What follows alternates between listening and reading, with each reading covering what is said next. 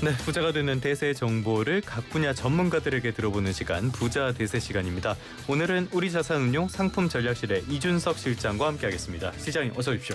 안녕하십니까. 요즘 자주 오시는 거 보니까 시장이 활활 타긴 타나 봐요. 네, 시장이 매우 좋습니다. 지난주에는 분위기가 좋은 듯 했다가 후반에 많이 조정을 받았고요. 이번 주에 들어와서는 그래도 조금 올라가 주고 있는데 네. 이 배경은 뭘로 봐야 됩니까? 일단은 이제 한국 시장의 자체적인 요인보다는 대외적인 환경 요인이 가장 컸던 거고요. 샷다운 같은 겁니까? 맞습니다. 예. 셧다운이 가장 컸던 부분들인데 셧다운으로 인해서 미국의 단기 금융 시장이 좀 경색이 되면서 네. 소파 금리라고 하는 것들이 좀 그게 단기적으로 예. 미국에서 이제 은행 간의 그러니까 단기 하루 정도 네네네. 빌리는 이자 금리인데요. 그게 이제 시장에서 자금이 좀 줄어들다 보니까는 단기적으로 급등하는 일들이 한 10월 중순부터 발생을 했었습니다. 초단기채 정도로 이해하면 되는 맞습니다. 겁니까? 예, 그 정도로 이해하시면 될 것 같은데 그러다 보니까는 정부가 셧다운이 되다 보니까는 이런 부분들이 좀 자금 경색이 일어나면서 단기적으로 금리가 튀어오를 때마다 맨 처음부터는 이제 금이 먼저 조정을 받았고요. 예. 그다음에 이제 비트코인 조정 받았고 그 다음에 이제 미국 시장 조정 받으면서 우리나라 시장까지 좀 조정을 받는 부분이 같이 나오면서 그때 또 하나 이제 그 이야기가 나왔었던 게 예전에 영화 빅쇼 라는 영화가 마이클 있습니다. 버리 이제 마이클 유부께서. 버리, 예. 마이클 버리가 이번에 이제 AI 테크 기업들에 대해서 고평가다라고 하면서 이제 본인은 숏을 해놨다. 그러니까 이런 이야기들이 이제 월가 전반에 퍼지면서, 그러니까 테크 AI에 대한 버블 논란이 일어나면서 전반적으로 좀 조정이 일어났었습니다. 근데 이제 지난주에 이제 이번 주 이제 주말을 넘어오면서 미국에서 이 셧다운에 대한 그 합의가 이루어질 것이다라는 이야기가 나오면서 다시 이제 암호화폐 시장부터 다시 한번 반등을 하면서 시장이 좀 안정을 찾는 부분들이 나왔죠. 그렇기 때문에 지금은 이제 이러한 단기적인 노이즈 때문에 시장이 잠깐 조정을 받았었고 시장은 향후에 계속 좀 안정적으로 올라갈 수 있는 환경이 마련이 됐다. 네. 그리고 또 하나는 우리나라 같은 경우에 삼성전자 하이닉스가 이끄는 시장이기 때문에 하이닉스하고 삼성전자는 아직 이제 이전 고점까지는 올라가지는 못했지만은 바로 이제 회복하는 부분들은 대외적인 변수 때문에 일시적인 조정이었다. 이 정도로만 좀 평가하겠습니다. 그렇다면은 말씀하신 걸 들어오면은 지금 한 이번 달쯤에는 조정장이 나타날 가능성이 있다라는 전망들이 많았잖아요. 이 조정장은 벌써 끝났다 이렇게 볼 수 있는 겁니까? 그렇게도 볼 수 있을 것 같습니다. 예. 알겠습니다. 조정장이 굉장히 짧게 지나가서 투자자분들은 기분이 많이 좋으실 것 같은데 말씀하셨던 삼성전자, SK하이닉스 이 부분 한번 보도록 할까요? 예. 지금 삼성전자 주가가 오늘 10만 5천 원대까지 올랐고요. SK하이닉스가 63만 8천 원대까지 올랐습니다. 계속 갈 수 있을까요? 예, 계속 갈 수 있을 것 같습니다. 네. 제가 지난번에 나왔을 때 삼성전자 이제 더 이상 물리신 분들이 없을 거다라는 말씀을 드렸었는데 그래도 있더라고요. 예. 이번 고점에 잘못 사신 분들이 있는데 그분들도 걱정 안 하셔도 될 것 같아요. 왜냐하면은 AI로 이제 그 촉발된 이 반도체에 대한 수요가 예전에는 이제 그 시스템 반도체 쪽 특히 이제 TSMC라던가 이쪽에 대한 수요만 있었다라고 하면은 지금은 반도체 전반에 대한 수요가 이끌어지고 있는 부분들 이제 그 변화는 무엇이냐? 예전에는 저희가 LLM 모델을 많이 쓰고 있지 않습니까? 네, 대형 언어 모델 말씀하시는 겁니까? 예.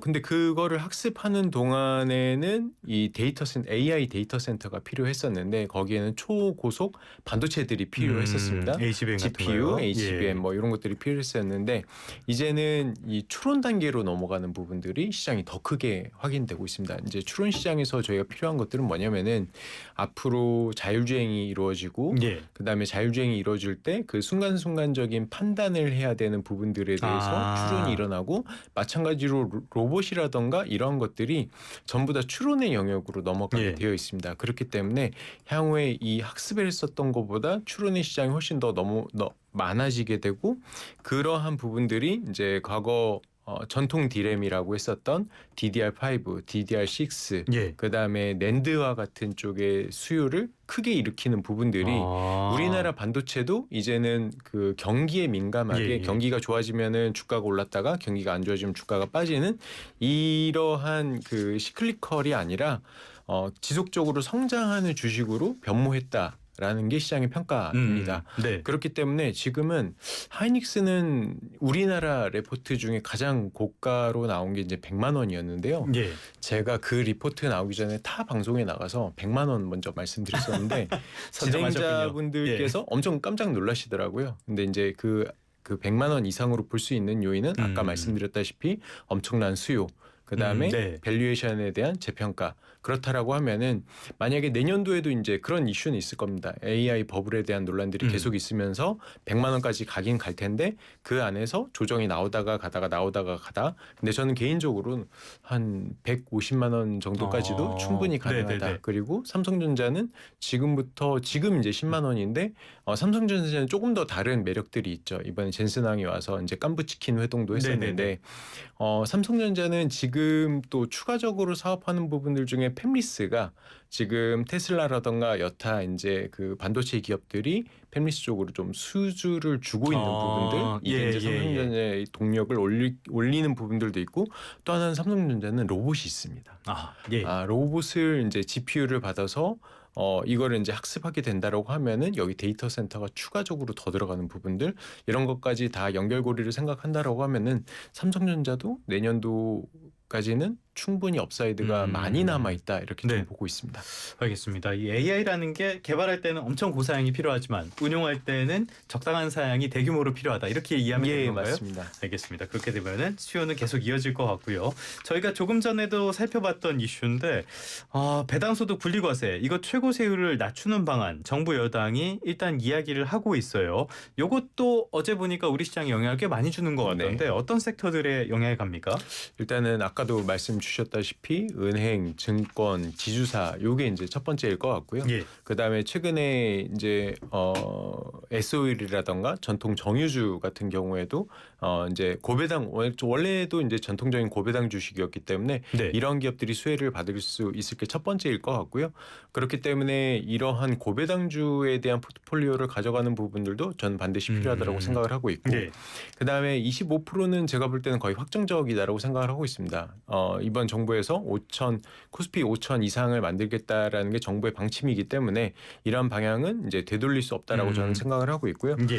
그다음에 이제 중요하게 봐야 되는 것들은 그 현금을 많이 보유하고 있는 그런 지주사들 같은 경우에는 이제 소액주주와 대주주의 이익이 일치되는 부분들이 있기 때문에 앞으로는 이러한 기업들이 배당을 점점점 늘려갈 수 있다라는 부분, 그런 관점에서 본다라고 하면은 뭐 이러한 섹터들도 좋겠지만은 우리나라 시장 전반으로 봤을 때 코리아 디스카운트가 좀 해소되면서 시장 전반적으로 온기를 확산시킬 수 있는 아주 좋은 정책이라고 생각하고 있습니다. 알겠습니다. 조금 전에 포트폴리오 말씀을 해주셨는데요. 포트폴리오 짜는 것도 귀찮다, 생각하기 싫다, 이러면 제일 좋은 게 ETF잖아요. 이럴 때 주목할 만한 ETF는 어떤 게 있을까요? 그러니까 ETF 장점부터 좀 말씀드릴게요. 저 같은 경우에도 뭐 예전에 이제 종목에 대해서 투자를 하고 이랬었던 부분들이 있는데, 종목에 대해서 투자를 하게 된다라고 하면은 첫 번째로 그 기업에 대해서 분석하기가 사실은 좀 쉽지가 않습니다. 그리고 두 번째로는 예를 들어서 삼성전자, 하이닉스 이 두 기업이 모두 좋아서 제가 산다라고 했을 때 삼성전자가 더 많이 오르면은 하이닉스를 팔고 삼성전자를 사고, 삼성전자가 더 많이 오르면은 하이닉스가 더 많이 오르면은 삼성전자 팔고 하이닉스로 하고, 이렇게 퐁당퐁당 하다 보면은 사실은 두 기업의 주가는 같이 올랐는데 재계좌의 수익은 안 오르는 경우가 있습니다. 그래서 증권사들 수수료 많이 이익을 버는 거죠. 그래서 이제 그러한 포모를 방지하기 위해서도 이런 ETF에 대해서 투자하는 게 저는 현명하다고 생각을 하고 있고요. 그다음에 자동적으로 좀 분산되는 부분들, 그리고 운용사에서 알아서 포트폴리오 조정을 해주는 부분들, 그다음에 거래세가 없기 때문에 운용 보수만 있습니다. 그렇기 때문에 이런 거래에 있어서도 훨씬 더 효율적인 부분들이 있기 때문에 ETF로 투자하는 걸 좀 추천을 드리고요. 장점이 많죠. 마무리로 한번 어떻게 ETF에 접근하는 게 좋을지 마무리 한번 해볼까요? 그래서 지금은 주도주는 반도체 위주로 보시고 고배당주도 보시고, 그다음에 기존 주도주였던 조선, 방산에 대해서도 좀 관심을 가져가면서 전반적으로 이 시장에 대해서도 좀 잘, 그 섹터에 대해서도 잘 모르시겠다라고 하면은 코스피 그냥 지수로 지수를 사시는 것도 하나의 방법인 것 같고요. 예. 그다음에 계속 제가 꾸준히 말씀드리고 있는 것 중에 하나는 반드시 연금 계좌는 나스닥이라던가 S&P 같은 그런 지수에 대해서 투자하시는 거를 좀 네. 권고를 드립니다. 알겠습니다. 지수 투자 ETF까지 이야기 들어봤습니다. 지금까지 우리자산운용 상품전략실의 이준석 실장과 함께했습니다. 오늘 말씀 고맙습니다. 감사합니다. 칠성사이다가 새로워진 모습으로